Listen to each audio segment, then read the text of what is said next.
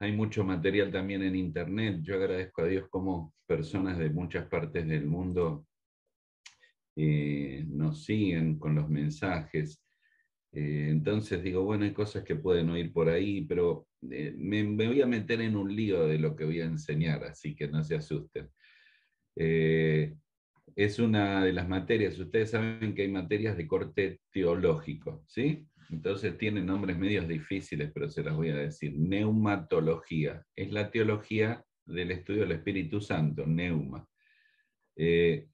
Soteriología, el estudio de la salvación, la teología de la salvación. Soteros es salvación en griego. Amartiología, el estudio del pecado del hombre, porque amartias en griego pecado.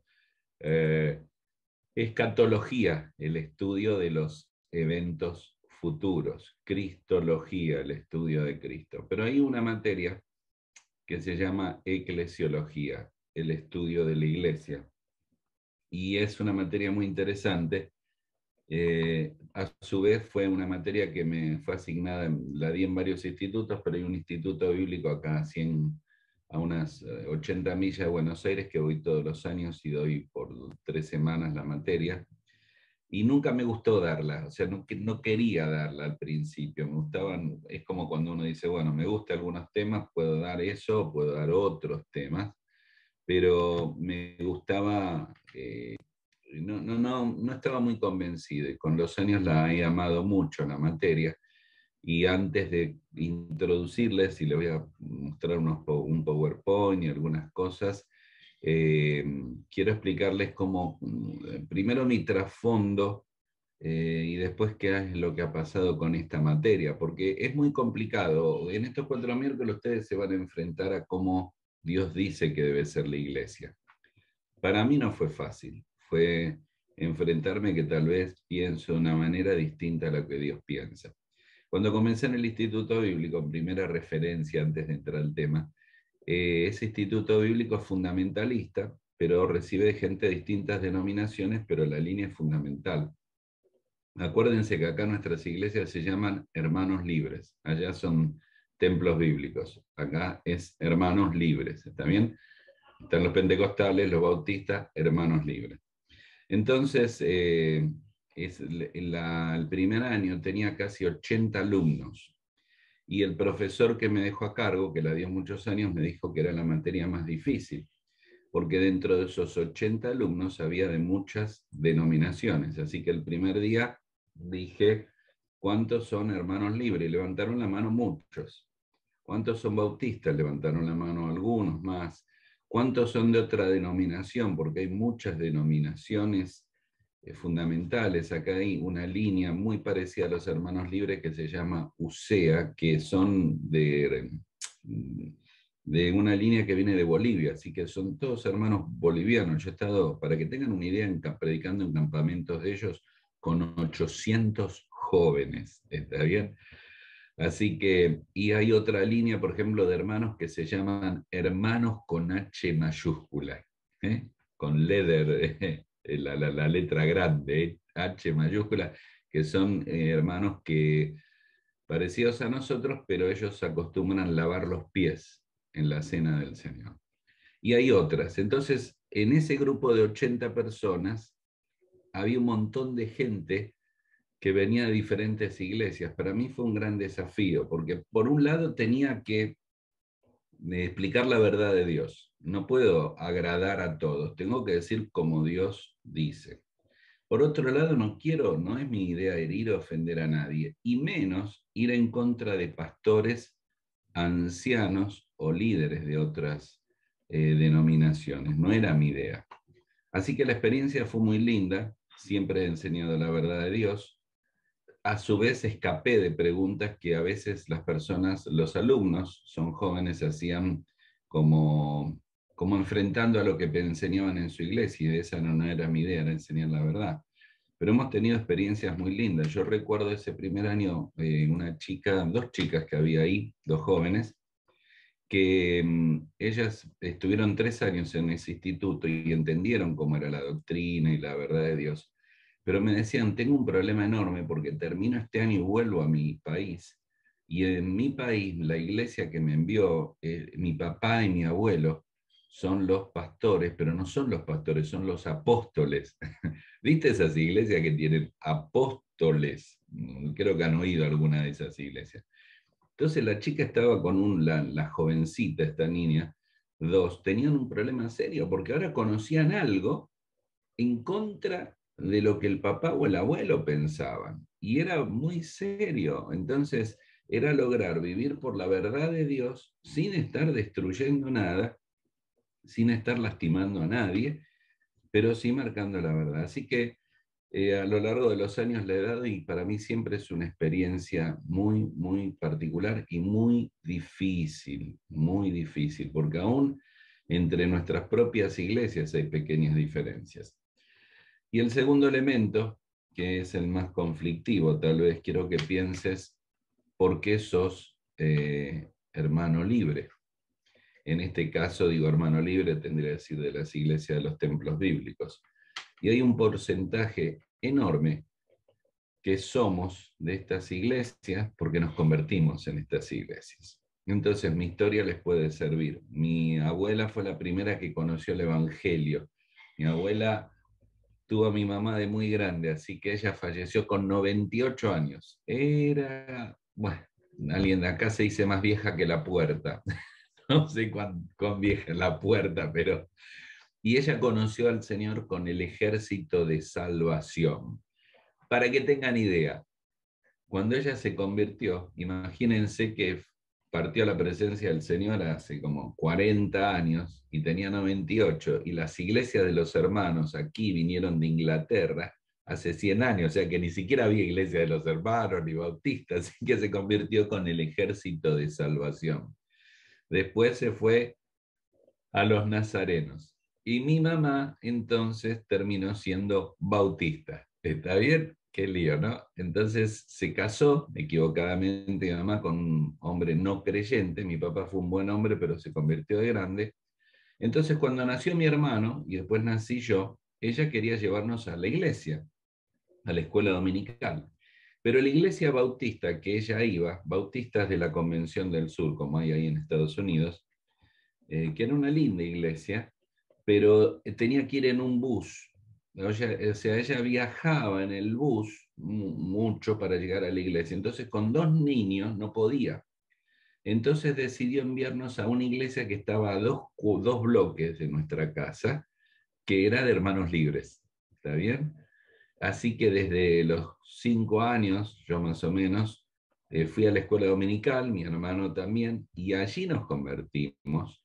Allí nos bautizamos y allí crecimos. Mi hermano hoy, somos dos nada más, es anciano de esa iglesia y yo salí encomendado a los 20 y pico de años de esa iglesia junto con mi esposa. Mi esposa era de otra iglesia en Zárate. Así que salí encomendado de esa iglesia con varias iglesias de los hermanos libres a la iglesia de los hermanos que estoy ahora en Aedo hace 36 años como misionero y como anciano de la iglesia. La pregunta que yo me hago, y que vos a ver si me seguiste y no te aburrí, es ¿qué pasaba si mi mamá me hubiera llevado a la iglesia bautista? Hubiera sido bautista. Ya quiero que empieces a pensar. ¿Te das cuenta?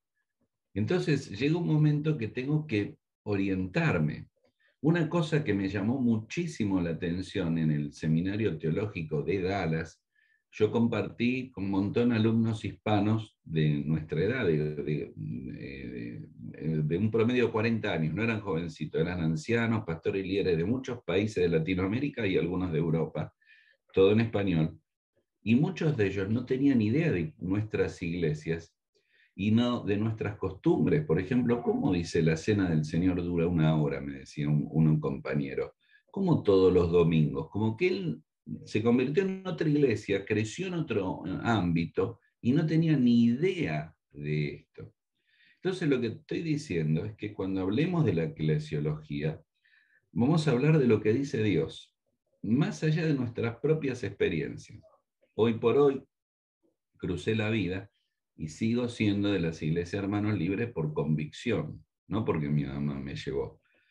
Cuando comencé a predicar y a enseñar la palabra en muchas iglesias, me empezaron a invitar de iglesias pentecostales u otras y les dije que no.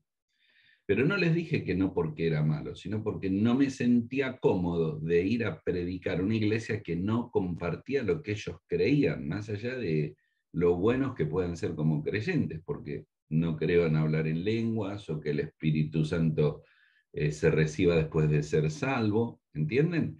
Entonces, soy lo que soy, un misionero de Iglesia Hermanos Libres por convicción.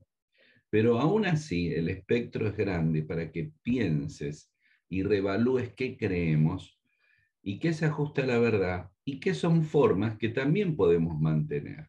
Por eso para mí personalmente ha sido un desafío, es muy lindo, he aprendido y he crecido mucho y creo que agradezco a Dios el que me puso en esta situación de estar enseñando eclesiología por tantos años y espero ser de bendición a ustedes. Obviamente no voy a enseñar en 4 miércoles todo lo que enseño, pero les voy a dar algunos elementos y me gustaría que solamente estos elementos les ayuden a pensar. Lo que creemos afirmarlo, lo que tal vez no sabías aprenderlo, lo que tal vez entendiste como un concepto de una forma, bueno, es una forma y no hay problema. Les voy a dar un ejemplo ahora, después lo vamos a hablar el otro miércoles, pero nosotros tenemos la costumbre, no sé si ustedes, nosotros tenemos la costumbre que el que toma la cena del Señor tiene que ser bautizado, ¿sí? Así que se convierte y con el tiempo se bautiza y recién toma la cena del Señor. Pero la verdad que no hay un texto en la Biblia que diga que hay que ser bautizado para tomar la cena. Lo que pasa es que en la iglesia primitiva el que se convertía se bautizaba enseguida porque su conversión representaba que el imperio romano lo perseguía y lo iba a matar.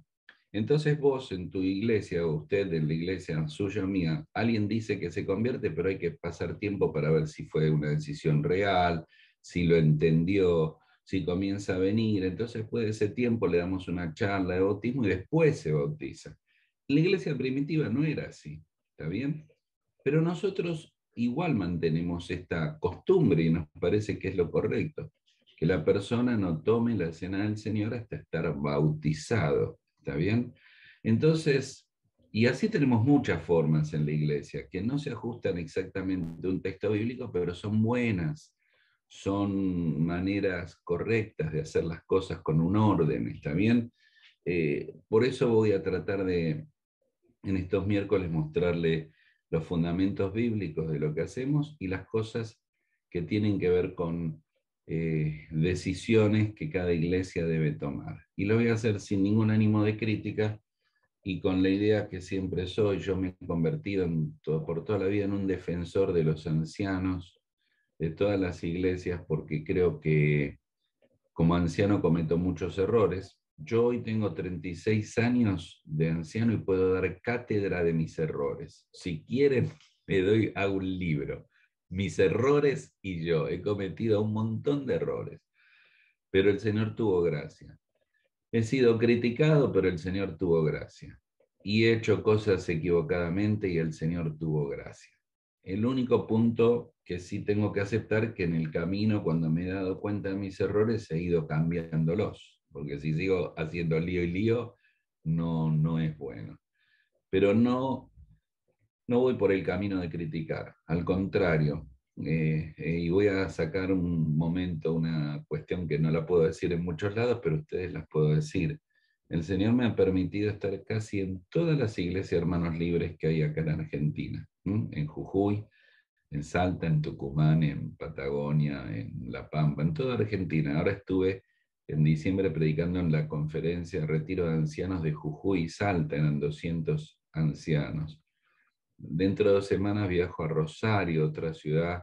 Jujuy está a más de 1000 millas y Rosario está a 200 millas de acá, a un retiro de ancianos y líderes de todas las iglesias de Rosario. Así que me permito decir que conozco muchas las iglesias hermanos libres.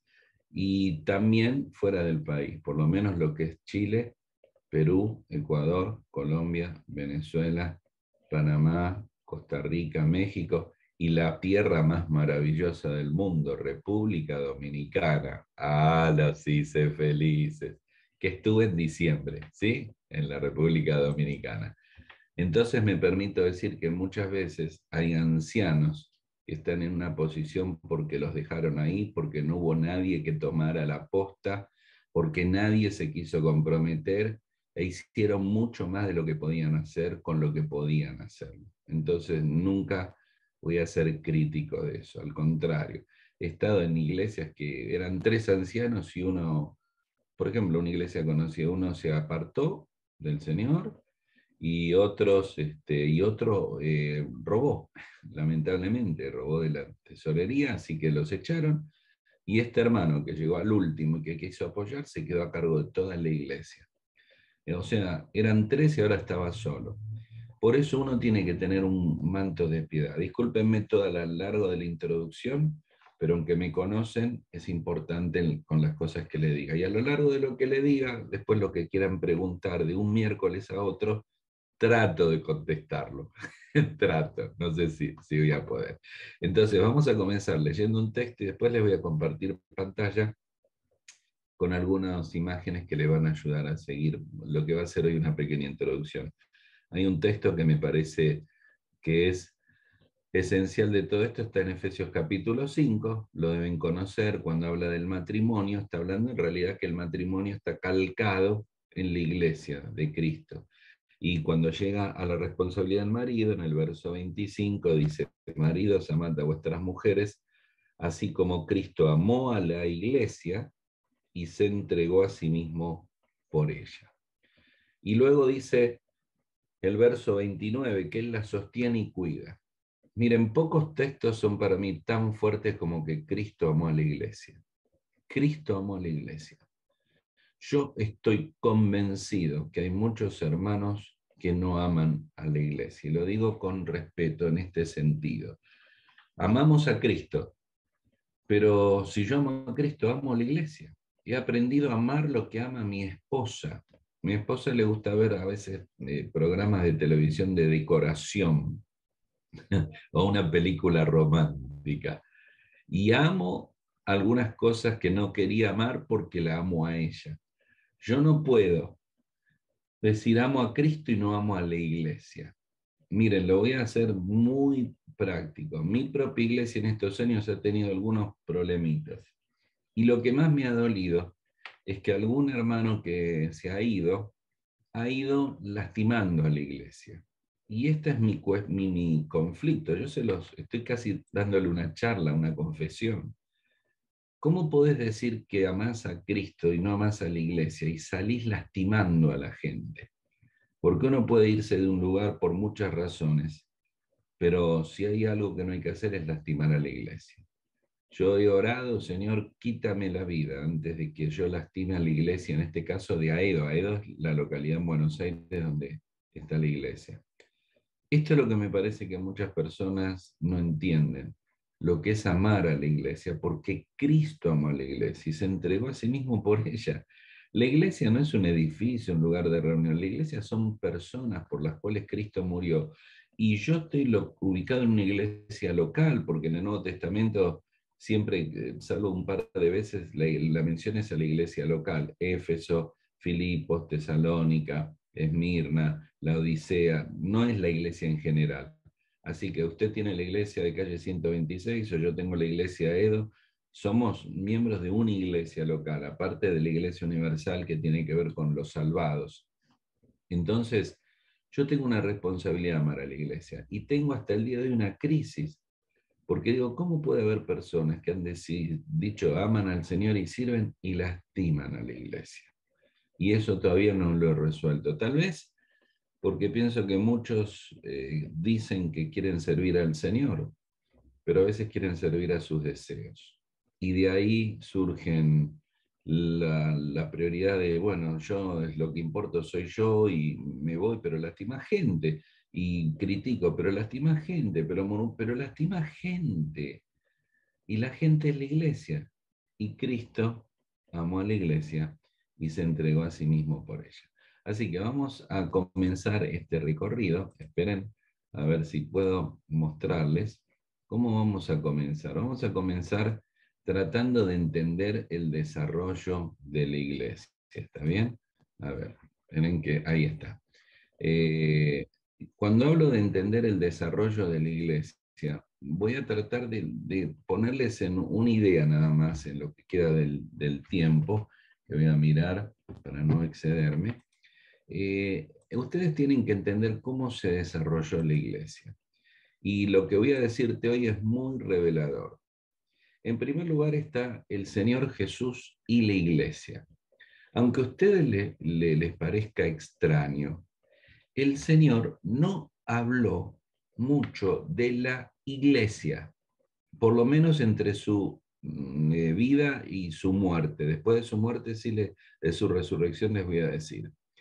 La palabra iglesia, que ustedes han oído, que quiere decir llamados afuera, que en realidad es una palabra que quiere decir llamados a estar juntos, o sea, juntos. Somos sacados de este mundo, pero para estar juntos, no solo afuera. En los evangelios se usa solo dos veces. Una es la más importante. La más importante, el Señor Jesús dijo, yo edificaré mi iglesia. Si Efesios 5 me impacta, Cristo ama la iglesia, Mateo 16 para mí es mi refugio. Porque cuando hay problemas en mi iglesia, le digo, Señor, no es mi iglesia, es tuya. Cuando cometo errores, Señor, es tu iglesia, no la mía.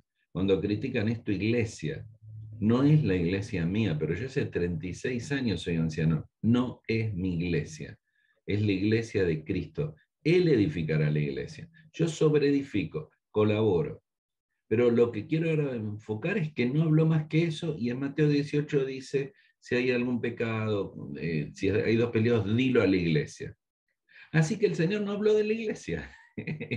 Estamos en problemas. O sea, dijo que le iba a edificar, pero no dijo, van a establecer ancianos, van a tener reuniones los domingos, van a... No, no. Él dijo que edificaría la iglesia, estableció sí la cena del Señor, después lo vamos a ver, que hicieran memoria, y dio algunas instrucciones que ahora voy a explicar. Pero es una relación en cuanto a Biblia y a historia relativamente pequeña. Voy a hacer un paréntesis y decirte, si el Señor Jesús no habló tanto de la iglesia, o sea, ¿dónde está la doctrina tuya y mía en la iglesia? En las cartas apostólicas. ¿Y de qué habló el Señor? Bueno, una de las cosas que más habló el Señor, habló de mucho, ¿no? Habló de la oración, de amar su palabra, pero una preocupación que tuvo número uno fue los líderes o los apóstoles. Él, su preocupación eran los apóstoles. ¿Y qué preocupación era? Él se preocupó de decirles a los demás, bueno, miren, yo lo que les quiero decir es que los domingos se congreguen, no dejen de ir a las reuniones. No, la preocupación que tenía el Señor, pero una preocupación inmensa, era que sean humildes. Y se iban peleando en el camino quién era el mayor. No, el que es mayor va a ser el menor es mayor. Y después el Señor le habla de la cruz. Tengo que ir a Jerusalén a morir. Y viene la mamá de Santiago y Juan, Señor, por favor, mis hijitos, dos barbudos, ¿viste? Así, mis hijitos, ¿pueden tener un trono en tu reino? Pero, ¿cómo puede ser eso? ¿Cómo vamos a pensar en el momento de la cruz? ¿Cómo voy a pensar en el momento de la cruz pedir eso? Después puso un niño, ¿se acuerdan? Era como que una cosa que el Señor tenía acá. Y dijo, mi reino es como un niño. Y el niño no era como el niño de ahora, era despreciado. El niño no existía en la época antigua. No, no, tienen que ser como niños para entrar en mi reino. Y después, por último, ya casi al extremo todo, le lavó los pies. O sea que la preocupación del Señor no fue la iglesia él era de él, la iba a edificar, la iba a comprar a precio de sangre y estableció la cena. La preocupación era con los pastores, ancianos y líderes, los apóstoles, que sean humildes, que aprendan eh, a lavar los pies de las personas. Fue una tarea inmensa. Se ve que ese era el problema número uno que trató. Entonces, vos vas a ver después los apóstoles y la iglesia. Los apóstoles y la iglesia es que los apóstoles tuvieron que enfrentarse a la iglesia. El Señor había resucitado, ascendido, ¿y ahora qué hacemos? Y empiezan las cartas. Y te dejé para que corrigiese lo deficiente, Tito capítulo 1, y establecieses ancianos. Y te pido que hagas esto, que no participes en pecado ajeno, que los ancianos sea, bueno, si alguno anhela obispado, una obra desea, pero es necesario, y da la lista de las características del anciano. Los apóstoles tuvieron que armar todas las líneas y los fundamentos para el desarrollo de la iglesia. Fue complicado esto, no fue fácil. Y después la historia no terminó ahí. Vinieron los padres apostólicos y la iglesia. ¿Quiénes son los padres apostólicos? Eran sencillamente los discípulos de los apóstoles. Ponete, ojalá que hoy pueda llevarles en el tiempo, ponete en la piel de esa gente, tienen al Señor, uy, se murió, resucitó, bueno, ascendió.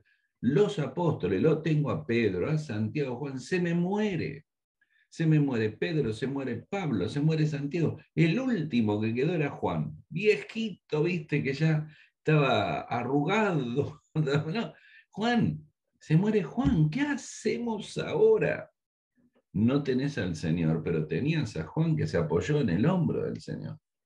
Entonces salen los discípulos de los apóstoles. Por ejemplo, Policarpo de Esmirna e Ignacio de Antioquía eran dos discípulos del apóstol Juan. Entonces se agarraron por eso se llamaron los padres apostólicos.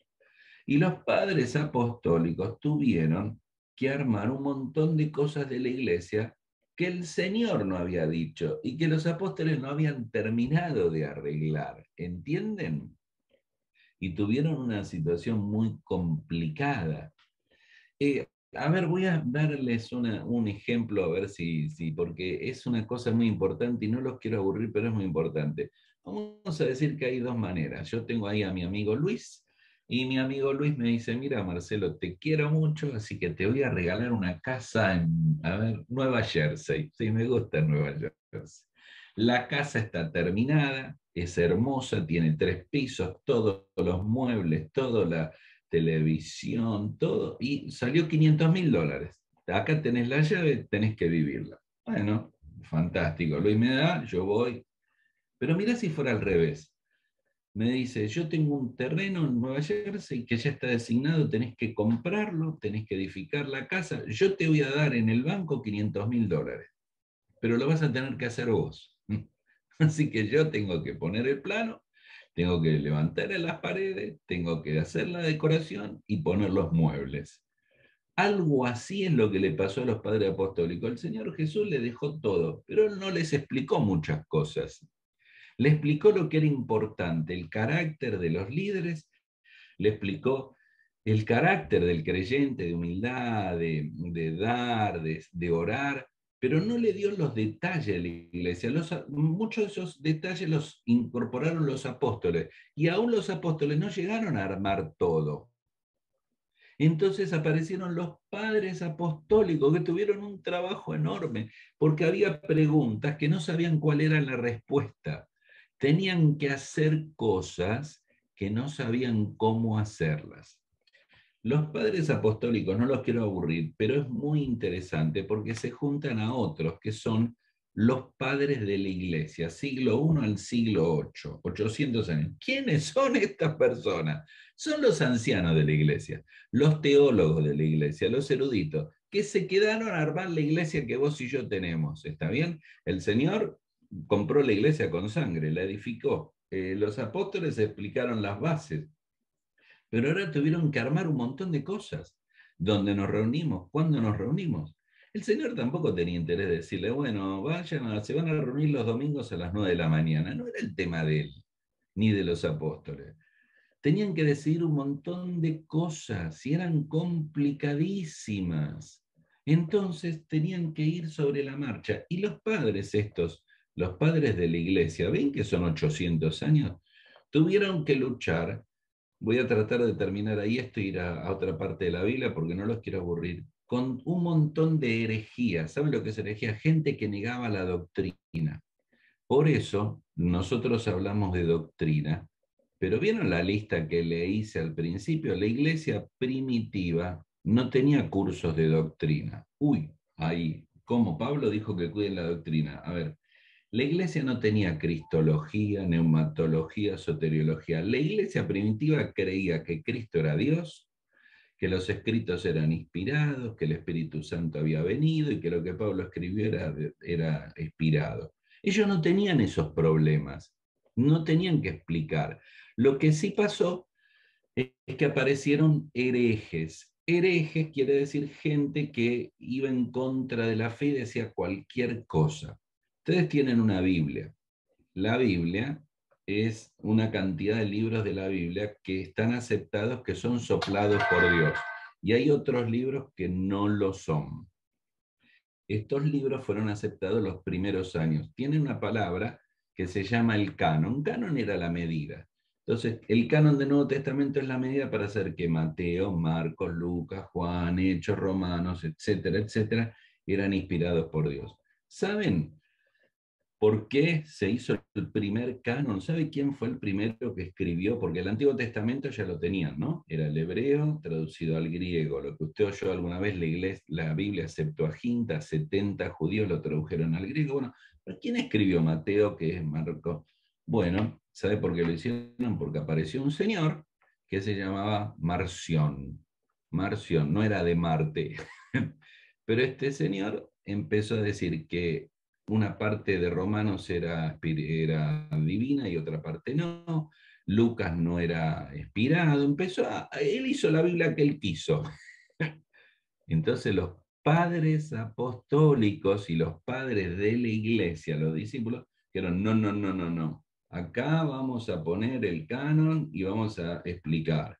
Mateo es inspirado divinamente, Marcos, Lucas, Juan, por varias razones que ahora no las voy a dar, pero tienen que ver con los apóstoles, la autoridad divina. Entonces el canon es este, o sea, que lo que hoy tenemos como doctrina, espero no serles muy complejo, es una respuesta a todas las barbaridades que en esa época decían.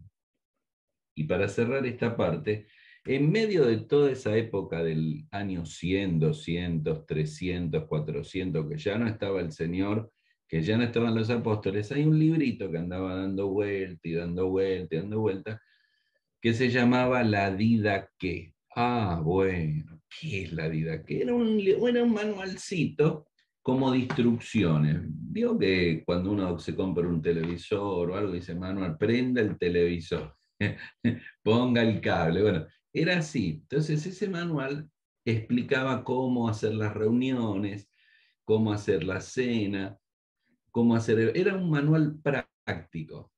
Observe lo que pasó para que tenga una idea y vamos a unos pasajes y la semana que viene voy a aclarar más cosas. En una parte de este manual, ¿no? Explica cómo hacer el bautismo. Entonces le dice, tenés que tomar a la persona, llevarla al agua, donde hay lo que llaman agua viva, un río, una laguna, y lo bautizás en el nombre del Padre, del Hijo y del Espíritu Santo, y lo bautizaban con algo que en esa época se recitaba. Lo voy a tener que explicar. Usted y yo bautizamos, decimos, ¿crees en el nombre del Señor Jesús? Te bautizo en nombre del Padre, el Hijo y del Espíritu Santo. En la época primitiva no era así. Los primeros 300 años repetían el credo de los apóstoles. Creemos en Jesucristo que nació de la Virgen María, que en la época de Pilato, porque ponen la fecha, murió en la cruz del Calvario por nosotros y fue resucitado. Repetían ese credo antes de bautizarse porque había mucha gente que negaba eso, ¿entiendes?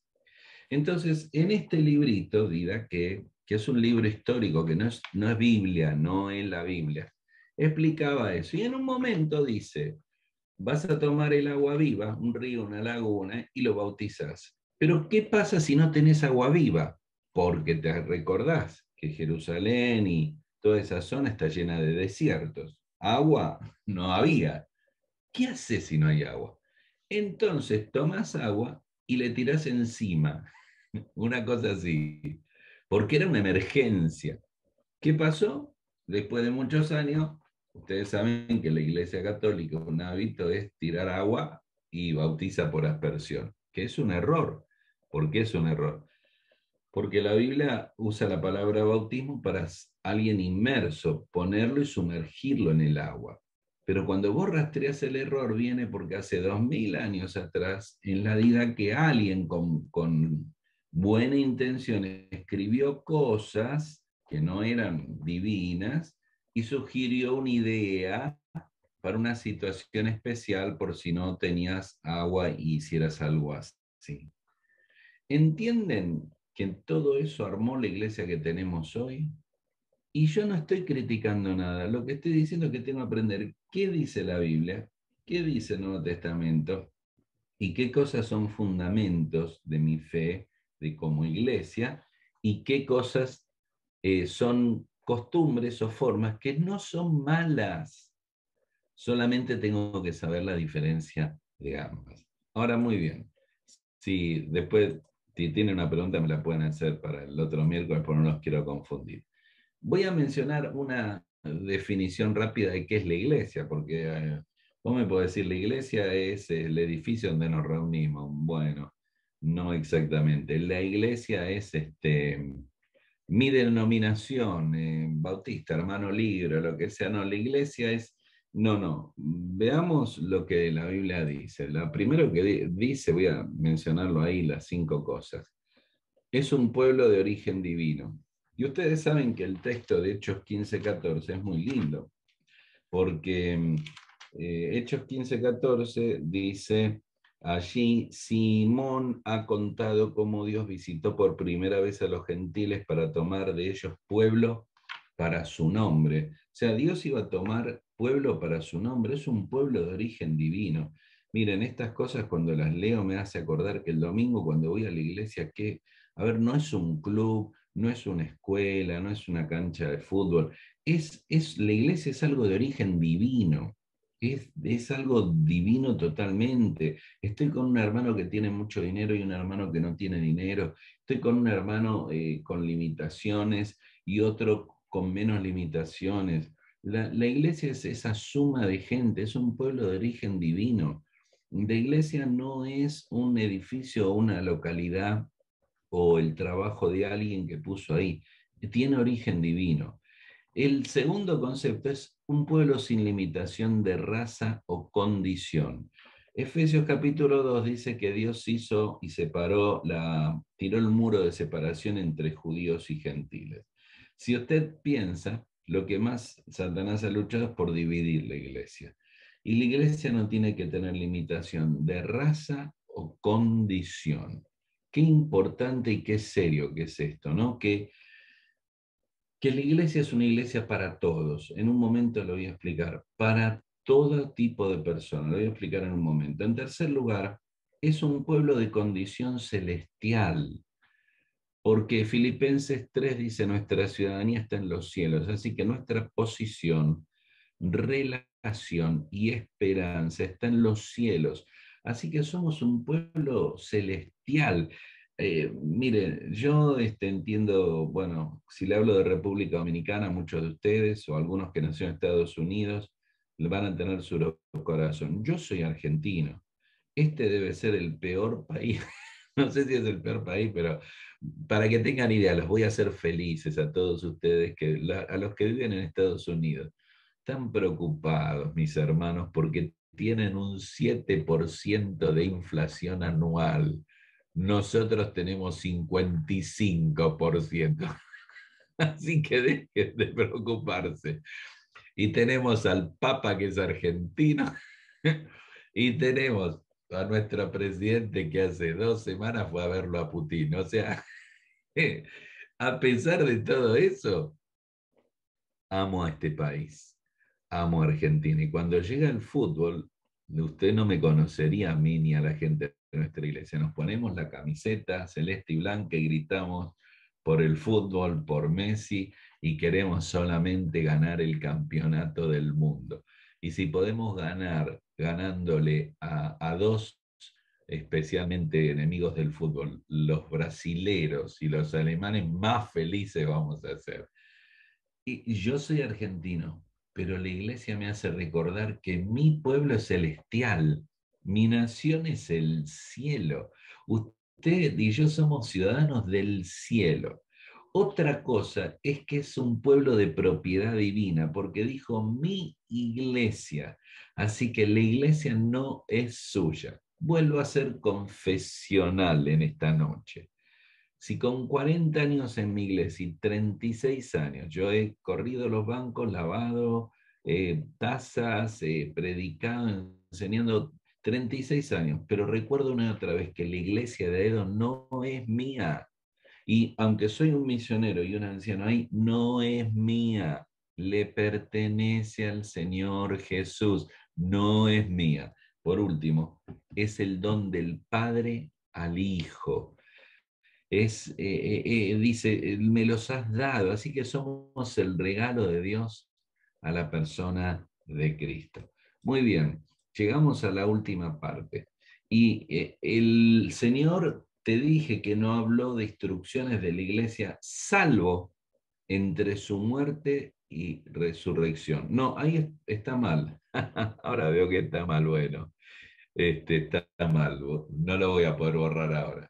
Es entre su resurrección y su ascensión. Cuando Él resucita y va a ascender, Él le dijo 5 cosas. La primera está en Mateo 28, la segunda está en Marcos 16, la tercera está en Lucas 24, la cuarta está en Juan 21 y la quinta está en Hechos 1. Así que no anote bien porque está mal el PowerPoint. Entre su resurrección y ascensión, en esos 40 días, el Señor hasta su muerte no habló de instrucciones específicas, ahora sí. Dijo 5 cosas muy claras, son 5 piezas que esto está en mi cabeza desde hace años y años. Mi evaluación de la iglesia de Aedo es si estamos cumpliendo y manteniendo estas 5 instrucciones que son clarísimas.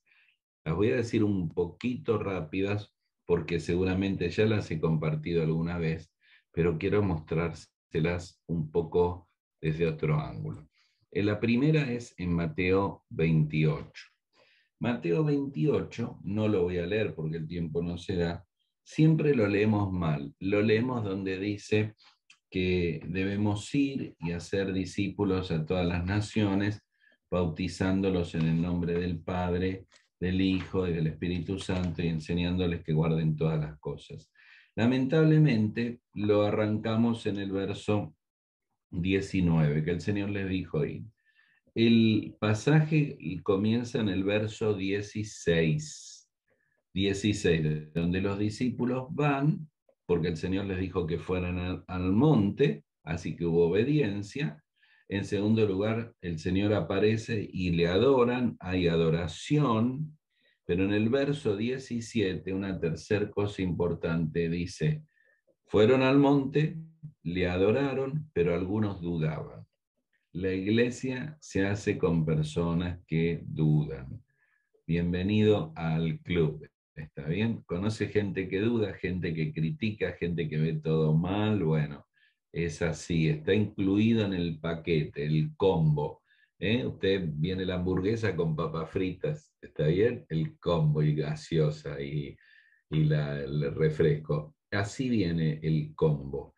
Viene con gente que adora, que obedece y que duda. Y usted no puede entender Mateo si no entiende lo primero. El Señor no les dijo que vayan. No, no, no. Acá dice por tanto y no. En letras rojas en su Biblia dice que lo primero que le dijo es toda potestad me dada en el cielo y en la tierra, por tanto, id. Quiere decir que él tenía que lograr que la iglesia entendiera su autoridad. Si no entiende la autoridad, la iglesia no puede hacer nada. Voy a decirles esto, paréntesis. Parece que en la iglesia siempre estamos peleando quién manda. Y tendremos que aprender que el que manda es Dios, no los hombres. Sí, hay una autoridad delegada en los ancianos, obviamente, pero el que manda es Dios. Si yo conociera que estoy respondiendo a la autoridad de Dios, todo cambiaría. Entonces el Señor le dijo que hicieran 4 cosas. De esas 4 cosas, que ahora las voy a mencionar, son muy rápidas, está en la versión suya de Reina Valera está bien, pero en realidad en griego es otra cosa. Dice: id, número 1, haced discípulos, número 2, bautícenle y enséñenle que guarden todas las cosas. Parece que si usted lee id, bauticen, enseñen, es como una orden, un imperativo. Pero en griego el único imperativo es en la segunda: hacer discípulos. ¿Cómo yo hago discípulos? El plan de Dios es que la iglesia haga discípulos, yendo. Tengo que evangelizarlos y entonces van a ser discípulos a la par de Cristo y los tengo que bautizar, o sea que se tienen que identificar con Cristo y luego tengo que enseñarle todas las cosas que les he mandado todos los días de la vida. O sea, tenemos que congregarnos para aprender de la Biblia sobre el matrimonio, sobre los hijos, sobre el dinero, sobre todas las cosas por el resto de la vida. Estas son las 4 cosas que están resumidas en hacer discípulos, que son la prioridad del plan de Dios que explicó el Señor en Mateo y nos dijo: bueno, y yo estoy con ustedes todos los días hasta el fin del mundo. En Marcos, capítulo 16, él aparece también, acordate que el Señor resucitó, ¿no? Es la resurrección, y les dice que vayan y prediquen el Evangelio a toda criatura. Si usted lee la palabra, toda criatura es distinta porque cuando uno lee Marcos y él les dice: id y predicad el Evangelio a toda criatura, está hablando distinto de ir a ser discípulos a todas las naciones. Una palabra es etnia, todas las etnias. Hay que predicarle al blanco, al negro, al pelirrojo, al amarillo, al rubio, al bajo, al gordo, al flaco. Acá está diciendo que el mensaje de Dios a toda criatura. O sea, la iglesia tiene que llegar a todo tipo de personas. Su iglesia tiene que llegar al adicto, tiene que llegar a la mujer de la vida, tiene que llegar al alcohólico, tiene que llegar al religioso católico, tiene que llegar a la esposa, a la chica que está embarazada y es madre soltera. O sea, tenemos un mensaje para toda criatura. Por eso yo evalúo mi iglesia continuamente. Miren, hace 2 domingos tenemos una familia en la iglesia que me dijo la mamá de la familia si pueden poner un aro magnético, que no sabía que existía, que ayuda a los hipoacúsicos porque su hijo es hipoacúsico, y estamos por ahora, próximamente, los videos de YouTube subirlo con lenguaje de señas. Yo no sé si usted ha estado con gente sordomuda y con lenguaje de señas. Estamos con Liliana, hemos estado en algunas iglesias cantando himnos y adorando al Señor, y cuando usted ve cómo cantan los sordomudos, se sorprendería. Dice: pero son sordomudos, cantan, adoran al Señor, y lo hacen de una manera que creo que usted y yo no lo hacemos. El mensaje que tenemos debe llegar a toda criatura. Usted y yo no tenemos derecho de que la iglesia le cierre la puerta a nadie. Si no tenemos esto en claro, estamos limitando. Entonces, ¿qué estoy haciendo por los niños? ¿Qué estoy haciendo por los padres? ¿Qué estoy haciendo por los jóvenes? ¿Sabe lo que pasa? Hay iglesias que no tienen jóvenes. Hay iglesias que no tienen niños, o hay iglesias que no tienen abuelos. La iglesia tiene que tener familias, niños, jóvenes, abuelos. Y si te falta abuelos en la iglesia, hay que hacer algo, porque los abuelos tienen que ser salvos. Y si te faltan niños, la iglesia tendrá que hacer algo, no sé, hora feliz, escuela dominical, de otra manera, porque los niños necesitan a Cristo. Si la iglesia no tiene jóvenes, tendrá que hacer algo. O sea, este es el punto. ¿Por qué? Porque Dios me instruyó que la iglesia tenía prioridad en su plan, profundidad en su mensaje. En Lucas el énfasis es en la palabra de Dios. Muy simple, lo explico en 2 minutos, aunque lo he explicado mucho, me quedan 2 minutos para terminar. Y es los 2 discípulos de Emaús, que cuando dudan porque creen que el Señor se murió y no conocen al Señor, el Señor les explica su palabra. No les hizo un chasquido de dedos y le hizo llover y le hizo un milagro. Él les abrió Moisés, los profetas, y le dio el más grande estudio bíblico de todos los tiempos. Y se lo dio para que ellos aprendieran, conocieran a Cristo por la Biblia. Después le vieron la cara, lo reconocieron y después dijeron, no ardía nuestro corazón cuando, y no dice cuando le vimos la barba, le vimos los ojos o le tocamos la herida como Tomás. No, no ardía nuestro corazón cuando nos abría las escrituras, nos abría las escrituras. Por eso más adelante en Lucas 24 dice, les abrió el entendimiento para que entendiesen las escrituras.